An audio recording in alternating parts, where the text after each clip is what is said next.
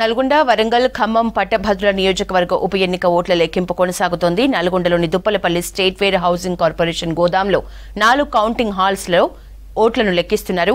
మొత్తం 605 పోలింగ్ కేంద్రాల నుంచి వచ్చిన బ్యాలెట్ బాక్సులోని ఓట్లను సిబ్బంది కట్టలుగా కడుతున్నారు. మధ్యాహ్నం వరకు బండిల్స్ కట్టడం పూర్తి చేయనున్నారు. మధ్యాహ్నం నుంచి తొలి ప్రాధాన్యత ఓట్లను లెక్కించడం ప్రారంభిస్తారు. అర్ధరాత్రి వరకు తుది ఫలితం వచ్చే అవకాశం ఉంది.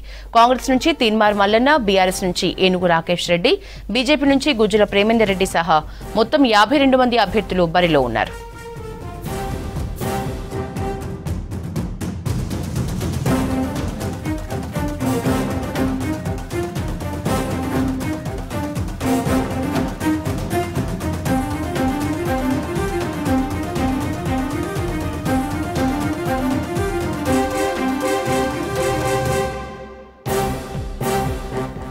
నల్లగొండ, వరంగల్, ఖమ్మం, పట్టభద్రుల నియోజకవర్గ ఉప ఎన్నిక ఓట్ల లెక్కింపు కొనసాగుతోంది. నల్లగొండలోని Duppalapalli state warehousing corporation గోదాంలో 4 కౌంటింగ్ హాళ్లలో ఓట్లను లెక్కిస్తున్నారు.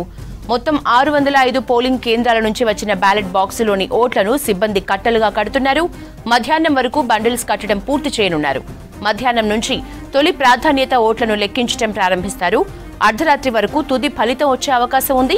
కాంగ్రెస్ నుంచి తీన్మార్ మల్లన్న, బీఆర్ఎస్ నుంచి ఏనుగు రాకేష్ రెడ్డి, బీజేపీ నుంచి గుజ్జల ప్రేమేందర్ రెడ్డి సహా మొత్తం 52 మంది అభ్యర్థులు బరిలో ఉన్నారు.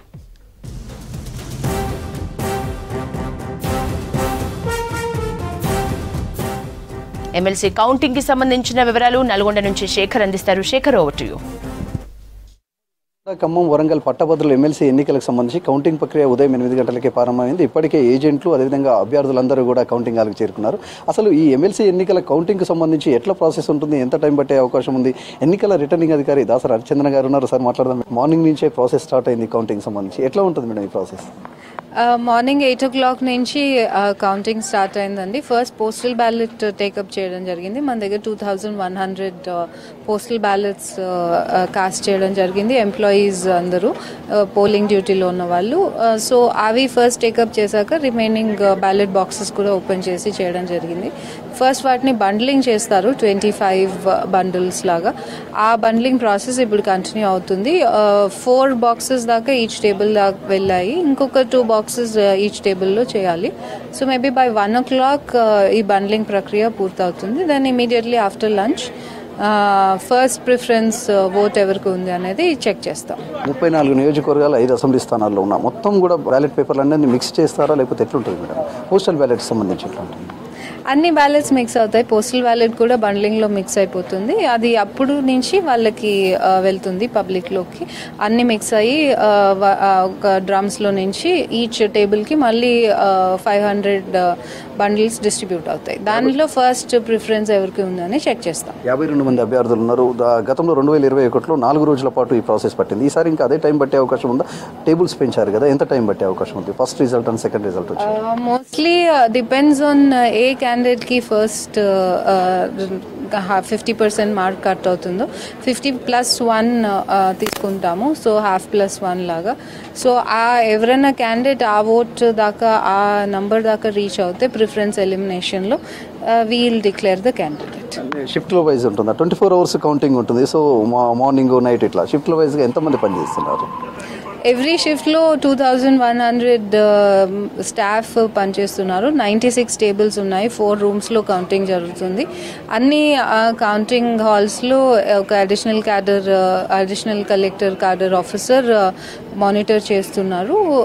అండ్ ప్రక్రియ అయితే ఇప్పటికి ఫాస్ట్గా జరుగుతుంది.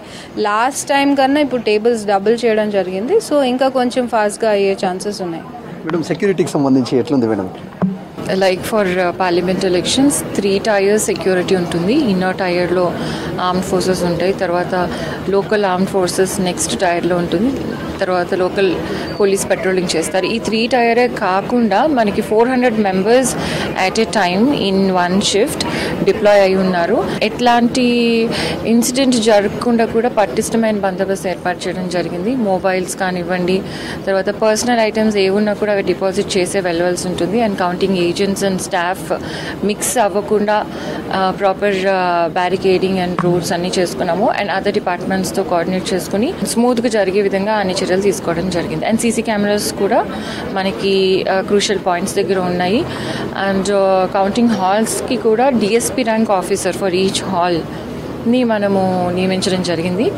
So we're hoping last time లాగా ఎక్కువ రోజులు అవినా కూడా we're prepared, but we're hoping it should finish in max 2 days. అంటే సిబ్బంది 24 hours షిఫ్ట్లో వైజ్ ఉన్నారు. అట్లాగే వచ్చే అభ్యర్థులకు సంబంధించి కావచ్చు, ఏజెంట్లు కూడా కొంతమంది ఉంటారు, వాళ్ళు కూడా షిఫ్ట్లో వైజ్ వచ్చే వాళ్ళకి పాసులు ఎట్లా అంటే సేమ్ ఇచ్చారా, లేకపోతే పాసులని చెక్ చేసినాకనే పంపించే ప్రయత్నం చేస్తున్నారు, ఎట్లా ఉంటుంది?